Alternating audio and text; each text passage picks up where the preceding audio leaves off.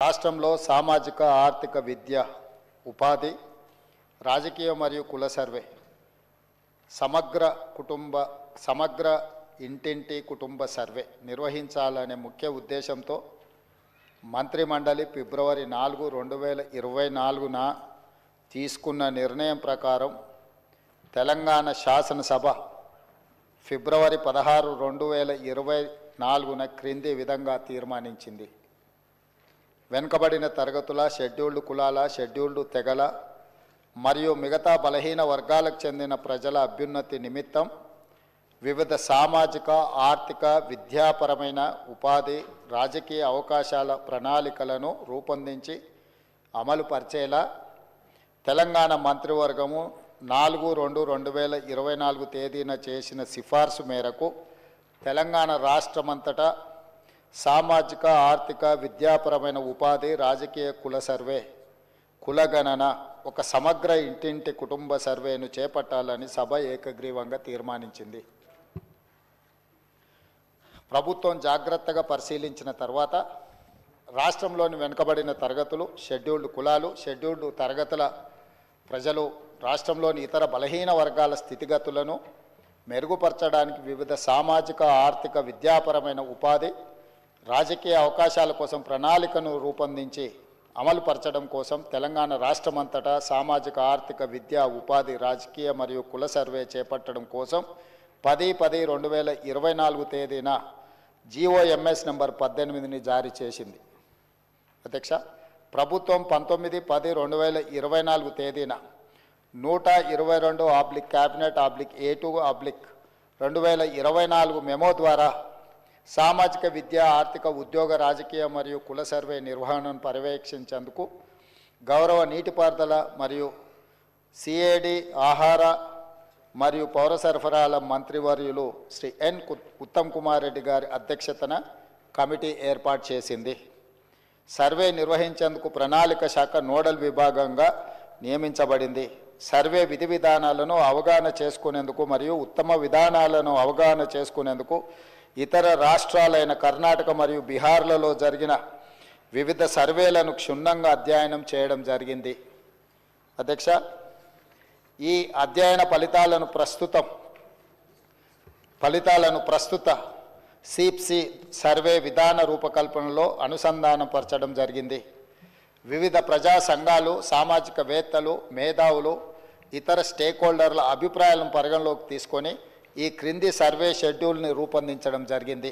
అధ్యక్ష, A. House listing schedule, B. Survey schedule, C. ఎన్యూమరేటర్లకు మార్గదర్శకాలు, సర్వేలో సేకరించిన సమాచార రకాలు. సర్వే ఫారంలో మొత్తం 57 ప్రశ్నలు ఉండగా అదనపు ఉప ప్రశ్నలతో కలిపి మొత్తం 75 ఫీల్డ్లో సామాజిక, ఆర్థిక, విద్య, ఉపాధి, రాజకీయ మరియు కుల అంశాలకు సంబంధించిన సమాచారం సేకరించబడింది. సర్వే విధానం మరియు ప్రణాళిక. రాష్ట్రంలోని ప్రతి జిల్లాను 150 కుటుంబాలతో కూడిన ఎన్యూమరేషన్ బ్లాక్గా విభజించబడింది. తద్వారా 94,261 ఎన్యూమరేషన్ బ్లాక్లను ఏర్పాటు చేయడం జరిగింది. ప్రతి ఎన్యూమరేషన్ బ్లాక్కి ఒక ఎన్యూమరేటర్ను మరియు ప్రతి 10 మంది ఎన్యూమరేటర్లకు పర్యవేక్షించడానికి ఒక సూపర్వైజర్ను నియమించడం జరిగింది. అధ్యక్ష, తద్వారా రాష్ట్ర వ్యాప్తంగా 1,03,889 ఎన్యూమరేటర్లను మరియు సూపర్వైజర్లను నియమించడం జరిగింది. క్షేత్రస్థాయిలో సర్వే సామాజిక, ఆర్థిక, ఉపాధి, విద్య, రాజకీయ మరియు కుల సర్వే 2024 నవంబర్ 6న హౌస్ లిస్టింగ్తో ప్రారంభమైంది. మొదటి దశలో హౌస్ లిస్టింగ్ 6 నవంబర్ నుండి 8 నవంబర్ 2024 వరకు 3 రోజుల పాటు నిర్వహించబడింది. అసలైన సర్వే 9 నవంబర్ 2024 నుండి గౌరవ తెలంగాణ గవర్నర్తో ప్రారంభమైంది. అధ్యక్ష, రాష్ట్రంలో సర్వే 6/11/2024న ప్రారంభమై 25/12/2024న పూర్తయింది. 50 రోజులు సర్వే ముగిసే సమయానికి మొత్తం సర్వే చేసిన కుటుంబాల సంఖ్య గ్రామీణ ప్రాంతాలలో 66,99,602 మరియు నగర ప్రాంతంలో 45,15,532 కాగా మొత్తం సర్వే చేసిన కుటుంబాల సంఖ్య 1,12,15,134. హౌస్ లిస్టింగ్ చేసిన మొత్తం 1,15,71,457 కుటుంబాలకు గాను 1,12,15,134గా ఉంది. ఇది సర్వే కవరేజ్ను 96.9% సూచిస్తుంది. ఇతర కారణాల వల్ల సర్వే చేయని కుటుంబాల మొత్తం సంఖ్య 3,56,229. ఎక్కువగా సర్వే చేయని కుటుంబాలు జిహెచ్ఎంసి మరియు ఇతర నగర ప్రాంతాలలో ఉన్నాయి. అదేవిధంగా అధ్యక్ష, రాష్ట్రంలో డేటా ఎంట్రీ 20/11/2024 ప్రారంభమై 25/12/2024 పూర్తి అయింది. డేటా ఎంట్రీ పూర్తి చేయడానికి మొత్తం 36 రోజుల సమయం పట్టింది. 2024 ఫిబ్రవరి 4న మంత్రిమండలి తీసుకున్న నిర్ణయానికి అనుకూలంగా సర్వే అన్ని అంశాల్లో 1 సంవత్సరం లోపు విజయవంతంగా పూర్తి చేయబడింది.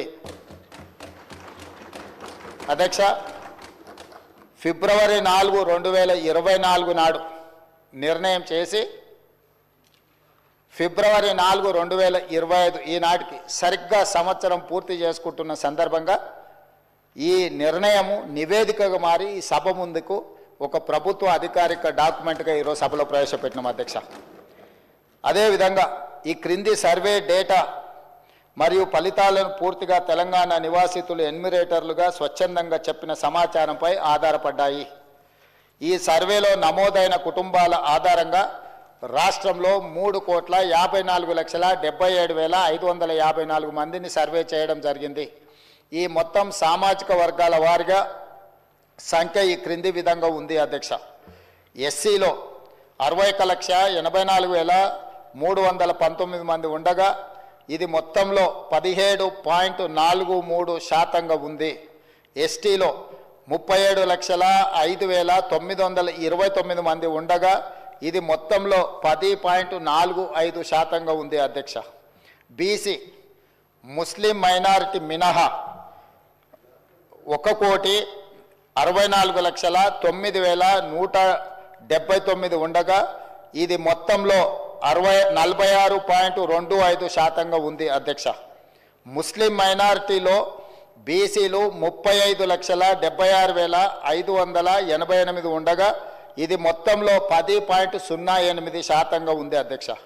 ముస్లిం మైనారిటీలో ఉన్న బీసీలను కలుపుకుంటే మన రాష్ట్రంలో మొత్తం బీసీలు 56.33% ఉంది అధ్యక్ష. రాష్ట్రంలో ఈరోజు ప్రభుత్వం అమలు చేస్తున్న బీసీ రిజర్వేషన్లు ABCDE ఈ అన్ని గ్రూపులలో 56.33% ఈరోజు బీసీ జనాభా ఉన్నదని చెప్పి నివేదిక మనకు తెలుపుతున్నది అధ్యక్ష. ముస్లిం మైనారిటీలో ఓసీలు 8,80,424 ఉండగా ఇది మొత్తంలో 2.48% ఉంది. ముస్లిం మైనారిటీలో మొత్తం 44,57,012 మంది ఉండగా ఈ మొత్తంలో 12.56% మైనారిటీ జనాభా ఉంది అధ్యక్ష. ఓసీలు 47,21,115 ముస్లిం మైనారిటీలు మినహా ఉండగా ఇది మొత్తంలో 13.31% ఉంది అధ్యక్ష. ఓసీలో ఉన్న ముస్లిం మైనారిటీలను కలుపుకుంటే మొత్తం ఓసీలు 56,01,539 మంది ఉండగా ఇది మొత్తంలో 15.79% ఉంది అధ్యక్ష. ఈ సర్వే ద్వారా సేకరించిన డేటాను షెడ్యూల్డ్ కులాలు, షెడ్యూల్డ్ తెగలు, వెనుకబడిన తరగతులు మరియు రాష్ట్రంలో ఇతర బలహీన వర్గాల సంక్షేమానికి విధానాలను రూపకల్పన చేయడానికి ప్రభుత్వం ఉపయోగిస్తుంది. ఈ చర్య సమానత వృద్ధి పట్ల ప్రభుత్వ నిబద్ధతను మరియు తెలంగాణ ప్రజల భిన్న అవసరాలను తీర్చే పద్ధతిని ప్రతిబింబిస్తుంది. ఇది డేటా ఆధారిత సమగ్రత మరియు పారదర్శకత ప్రాతిపదిక నడిచే పాలనకు నూతన దశ ప్రారంభాన్ని సూచిస్తుంది అధ్యక్ష. తమరికి తెలుసు అధ్యక్ష, ఈ దేశంలో బలహీన వర్గాలు, అది హిందువులకు సంబంధించిన బలహీన వర్గాలు కావచ్చు, ముస్లిం మైనారిటీలలో ఉన్న బలహీన వర్గాలు కావచ్చు, మొదటి నుంచి కాంగ్రెస్ పార్టీ, తెలంగాణ ప్రభుత్వం 50% పైగా జనాభా ఉన్నారని మనం వివిధ సందర్భాలలో చర్చించుకున్నాం, వివిధ సందర్భాలలో మాట్లాడుకుంటున్నాం. కానీ ఈ లెక్కలకు సహేతుకత కానీ, ఒక పారదర్శకమైన ప్రభుత్వ పాలసీ డాక్యుమెంట్ కానీ, లేకపోతే ప్రభుత్వం ఒక క్రమ పద్ధతిలో సేకరించిన సమాచారం కానీ లేకపోవడం వల్ల ఎవరికి వాళ్ళు ఏదో ఒక నెంబర్తో ఏదో ఒక చర్చల ద్వారా చర్చించుకున్నప్పుడు స్థానిక సంస్థల రిజర్వేషన్ల విషయంలో కావచ్చు, విద్యా ఉద్యోగ రిజర్వేషన్లు కావచ్చు, అమలు చేయాలన్నప్పుడల్లా కూడా న్యాయస్థానాలలో మనకు కొంత ఇబ్బందికరమైన పరిస్థితులు ఉన్నాయి. అధ్యక్ష, ఈ బలహీన వర్గాల జనాభా లెక్కలకు సంబంధించి ఒకవేళ మనం ఆలోచన చేసి ఈ సభలో మాట్లాడుకోవాల్సి వస్తే, ఈ దేశాన్ని బ్రిటిషర్స్ పరిపాలించినప్పుడు 1931లో కులగణన జరిగింది తప్ప, ఆ తర్వాత స్వతంత్ర భారతదేశంలో 75 సంవత్సరాలు పూర్తి చేసుకున్న సందర్భంలో ఎన్నిసార్లు జనాభా లెక్కలేసినా 2001 జనాభా లెక్కలు కావచ్చు, 2011 జనాభా లెక్కలు కావచ్చు, లేకపోతే 91 జనాభా లెక్కలు కావచ్చు, లేకపోతే వెనక్కి వెళ్తే 81 జనాభా లెక్కలు కావచ్చు, ఇట్లా ప్రతి 10 సంవత్సరాలకు ఈ దేశంలో లెక్కిస్తున్న జనాభాలో ఎస్సీ ఎస్టీల వివరాలు మాత్రమే పొందపరిచారు తప్ప బలహీన వర్గాలకు సంబంధించిన ఇతర కులాలు ఉపకులాలకు సంబంధించిన వివరాలను ఏ రోజు కూడా పొందుపరచకపోవడం వల్ల 75 సంవత్సరాలు పూర్తి చేసుకున్న ఈ భారత స్వతంత్ర దేశంలో బలహీన వర్గాల యొక్క లెక్కనే లేకపోవడము, బలహీన వర్గాలకు ఒక ఆవేదనగా,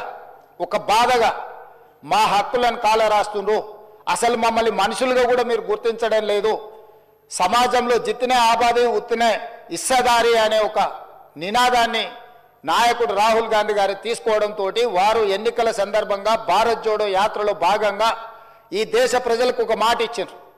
కేంద్ర ప్రభుత్వాన్ని డిమాండ్ చేసిండ్రు. వారు కేంద్ర ప్రభుత్వం జనాభా లెక్కలు సేకరించినప్పుడు కులాల ప్రాతిపదికన కూడా జనాభాను సేకరించాలి, తద్వారా ప్రభుత్వం కేటాయిస్తున్న నిధుల విషయంలో కావచ్చు, నియమిస్తున్న ఉద్యోగాల విషయంలో కావచ్చు, ఆర్థిక రాజకీయ ఉపాధి ఉద్యోగ అవకాశాలలో వాళ్లకు సరైన న్యాయం చేయాలి. కాబట్టి దీన్ని ప్రభుత్వం ముందుకు తీసుకువెళ్ళాలి, ప్రభుత్వం పాటించాలి అని డిమాండ్ చేశారు. కానీ కేంద్ర ప్రభుత్వం ముందుకు రాలేదు. అయితే వారు ఆ రోజు ఈ తెలంగాణ రాష్ట్రంలో తమరికి తెలుసు, మహబూబ్ నగర్ జిల్లాలో మక్తల్ కృష్ణా నదిని దాటుతూ తెల్లవారుతుంటే రాహుల్ గాంధీ గారు తెలంగాణ రాష్ట్రంలో అడుగుపెట్టి 23 రోజులు మహారాష్ట్ర సరిహద్దుల్లో వారు మహారాష్ట్రకు వెళ్ళేటప్పుడు 23 రోజులు తెలంగాణ ప్రజలకు స్పష్టంగా చెప్పారు, తెలంగాణ రాష్ట్రంలో మా ప్రభుత్వాన్ని ఏర్పాటు చేయండి, నేను తెలంగాణ ప్రజలకు నేను మాట ఇస్తున్నా, మేము అధికారంలోకి వచ్చిన తర్వాత మా ప్రభుత్వం కులాల ప్రాతిపదికన జనాభా సేకరణ చేసి బలహీన వర్గాల లెక్క ఎంతుందో లెక్క తేల్చి వాళ్లకు రాజకీయంగా రిజర్వేషన్లు కల్పిస్తాం, ఉద్యోగ ఉపాధి రిజర్వేషన్లు కల్పించే బాధ్యత మేము తీసుకుంటాం. ఇది సమాజానికి ఎక్స్రే, ఈ ఎక్స్రే ద్వారా ఎవరు ఎంతమంది ఉన్నారో వాళ్ళకి ఎలాంటి ఆర్థిక రాజకీయ ప్రయోజనాలను చేకూర్చాలో మేము చేస్తామని వారు చెప్పారు. అందుకే డిసెంబర్ 7, 2023 నాడు మనం అధికారం చేపట్టి అధికారంలోకి వచ్చిన తర్వాత ఎంబడే ఫిబ్రవరి 4 నాడు 2024 నాడు మంత్రివర్గంలో ఆమోదం చేసి ఫిబ్రవరి 6, 2024 నాడు సహచర మంత్రివర్గ సభ్యులు పొన్నం ప్రభాకర్ గారు ఇదే సభలో తమరి అనుమతితో తీర్మానాన్ని ప్రవేశపెట్టినము. ఆ తర్వాత పార్లమెంటు ఎన్నికలు 5-6 నెలలు ఈ ప్రక్రియకు పార్లమెంట్ ఎన్నికల వల్ల విఘాతం కలిగింది. కానీ ఈ ప్రభుత్వం మా నాయకుడు మేము ఇచ్చిన మాట ప్రకారం ఈ సమాజంలో కులగణన జరగాలి, కులగణనలో రాజకీయ ఆర్థిక సామాజిక అన్ని వివరాలను పొందుపరచాలన్న ఆలోచనతోటి ఈ కార్యక్రమాన్ని ముందుకు తీసుకెళ్లాలన్న లక్ష్యంతో మంత్రివర్గ ఉపసంఘాన్ని పెద్దలు ఉత్తమ్ కుమార్ రెడ్డి గారి అనుభవాన్ని దృష్టిలో పెట్టుకొని వారిని దామోదర్ రాజ్ నరసింహ గారిని, పొన్నం ప్రభాకర్ గారిని, దుద్దిల్ల శ్రీధర్ బాబు గారిని, సీతక్క గారిని కమిటీలో పెట్టి ఈ ప్రక్రియను మొత్తం ముందుకు తీసుకువెళ్లే ప్రయత్నం చేసినాం. ఈ ప్రక్రియలో భాగంగా బీహార్, అంతకుముందు కర్ణాటక రాష్ట్రాలు ఈ ప్రక్రియను చేపట్టి బీహార్ తీసుకొచ్చిన ఈ వివరాలను కోర్టులు కూడా వాటి మీద స్టే ఇవ్వడంతో తప్పిదం జరగొద్దు, ఇది పక్కడబందిగా ఉండాలి అని చెప్పి అధికారులను ఆయా రాష్ట్రాలకు పంపించినాం అధ్యక్ష. ఇదేదో ఆషామాషిగా ఇక్కడ ఉన్న కొద్దిమందిని పంచాయతీరాజు లేకపోతే ఏదైనా డిపార్ట్మెంట్కి సంబంధించిన క్రింది స్థాయి ఉద్యోగస్తులను పంపించే వివరాల సేకరణ కాదు అధ్యక్ష. ఈ దేశంలోనే ఈ దేశానికి ఆదర్శంగా ఉండే ఒక దిక్సూచిగా మారాలని తెలంగాణ రాష్ట్ర ప్రభుత్వం ఇతర రాష్ట్రాలలో ఇట్లాంటి ప్రక్రియ చేపట్టి ఈ ప్రక్రియ న్యాయస్థానాల ముందు నిలవకపోవడం, ఈ ప్రక్రియ వల్ల జరిగిన నష్టాన్ని అంచనా వేయడానికి కూడా ఇతర రాష్ట్రాలకు అధికారులను పంపించి ఆయా రాష్ట్రాలలో జరిగిన పరిణామాలను మనమంతా కూడా ఒక స్టడీ చేసి అధికారుల నుంచి నివేదిక తెప్పించుకొని తద్వారా జనగణన ఏ విధంగా చేసిండ్రు, ఇతర రాష్ట్రాలలో కులగణన ఏ విధంగా నిర్వహించిండ్రు, వీటన్నిటిని పరిగణకు తీసుకొని పదే పదే ముఖ్యమంత్రి స్థాయిలో నేను, ప్లానింగ్ బోర్డు ఉప ముఖ్యమంత్రి గారు ఆర్థిక శాఖ కిందకు వస్తుంది వారు, అదేవిధంగా మా cabinet sub committee chairman Uttam Kumar Reddy గారు వివిధ సందర్భాలలో చీఫ్ సెక్రటరీ గారితో సహా 12 సార్లు సమావేశాలు పెట్టి సమీక్షలు చేసి అధికారులకు సూచనలు చేసి ఒక పక్కడ్బందీ ప్రణాళికతోటి ఏ విధంగా అయితే జనాభాను మనం లెక్కిస్తామో ఆ రకంగా మొట్టమొదట ఇండ్ల వివరాలు సేకరించే కార్యక్రమం చేపట్టిన అధ్యక్ష. ఈ తెలంగాణ రాష్ట్రంలో ఉన్న పాత 10 ఉమ్మడి జిల్లాలలో ప్రతి గ్రామంలో, తండాలో, గూడెంలో ఇండ్ల వివరాలు సేకరించి ఆ ఇండ్లను అన్నిటిని కూడా ఎన్యూమరేట్ చేసి ఆ ఇండ్ల మీద స్టిక్కర్ అంటించి ప్రతి 150 ఇండ్లను ఒక గ్రూపుగా అంటే అధ్యక్ష మ్యాపింగ్ చేసి ఇట్లా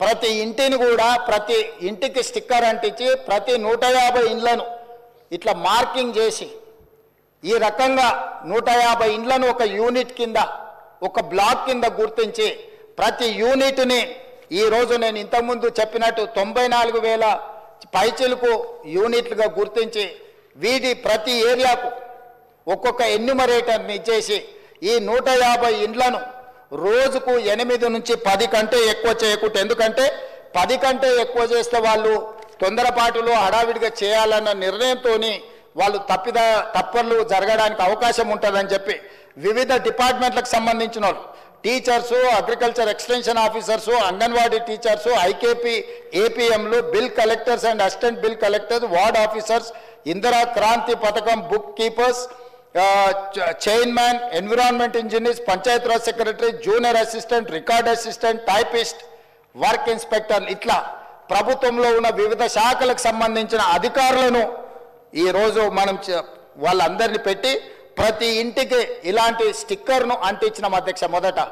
మొదటి 3 రోజులు ఈ రాష్ట్రంలో ఉన్న అన్ని గృహాల యొక్క వివరాలను సేకరించి ఆ వివరాలన్నిటిని కూడా ప్రతి ఒక్కరి ఇంటికి ఇట్లా స్టిక్కర్ అంటించి ఫస్ట్ ఇండ్లను గుర్తించడం జరిగింది అధ్యక్ష.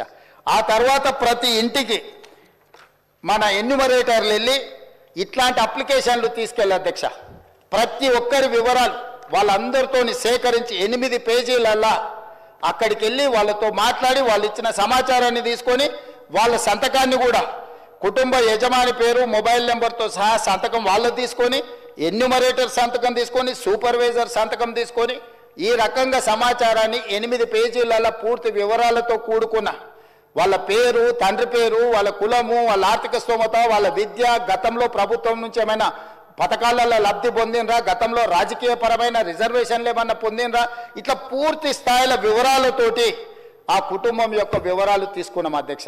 ఇవన్నీ మాన్యువల్గా సేకరించి 76,000 మంది డేటా ఎంట్రీ ఆపరేటర్స్ని పెట్టి ఏ ఎన్యూమరేటర్ అయితే 150 ఇండ్లకి వెళ్ళి చేసిండో అతనే డేటా ఎంట్రీ ఆపరేటర్ దగ్గర కూర్చొని ఒక్కొక్క పేజీ తీసి కంప్యూటరీకరణ చేపించి పూర్తిగా ఈ డేటానంతా కూడా 76,000 మంది డేటా ఎంట్రీ ఆపరేటర్లు 36 రోజులు కష్టపడి ఈ మొత్తం అంతా కూడా క్రోడీకరించింది అధ్యక్ష.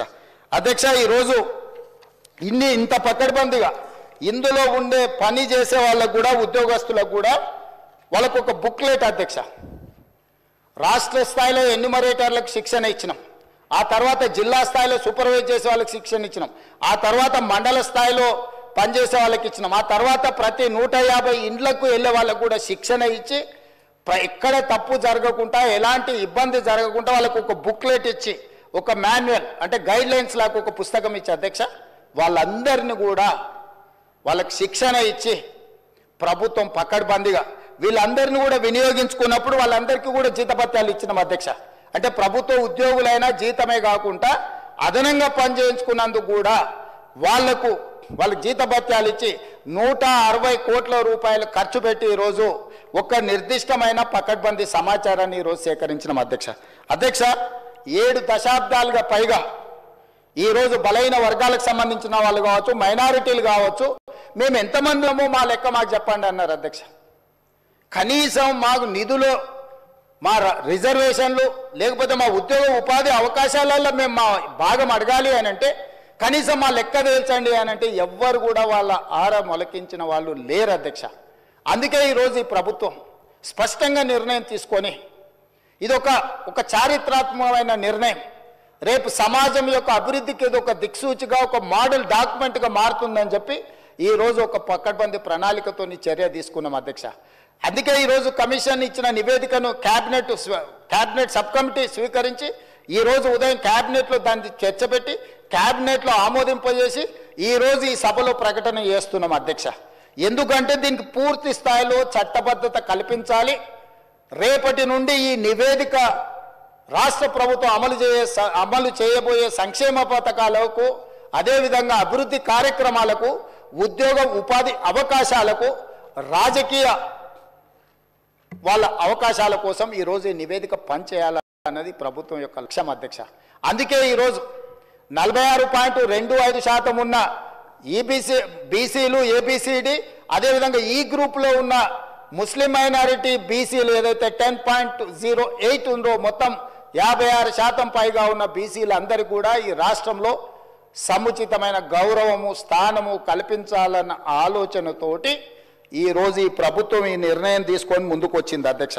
కాబట్టి సభలో సభ్యులందరినీ ప్రభుత్వం ఒక మంచి కార్యక్రమాన్ని తీసుకొచ్చి ప్రజలకు అందుబాటులో పెట్టినందుకు ఈరోజు అందరూ సభలో ఉన్న వాళ్ళందరూ కూడా ఈ ప్రభుత్వాన్ని రాజకీయాలకు అతీతంగా అభినందించాల్సిన అవసరం ఉన్నది. మంత్రివర్గ ఉపసంఘాన్ని, అదేవిధంగా అధికారులు, అదేవిధంగా సూపర్వైజ్ చేసిన వాళ్ళు, ఎన్యూమరేటర్లుగా పనిచేసిన వాళ్ళు రాత్రి మగళ్ళు కష్టపడి ఇది ఒక దిగ్విజయమైన కార్యక్రమంగా దేశానికే ఆదర్శంగా నిలబడే ఒక కార్యక్రమాన్ని, ఒక బాధ్యతను నెరవేర్చింది. కాబట్టి ఈ తమరి ద్వారా సభలో ఉన్న సభ్యులందరినీ ఈ మొత్తం కార్యక్రమంలో పాల్గొన్న వాళ్ళని అందరినీ కూడా అభినందించాల్సిందిగా కోరుతున్నా. మీరందరూ పెద్ద ఎత్తున చప్పట్లతో వాళ్ళందరినీ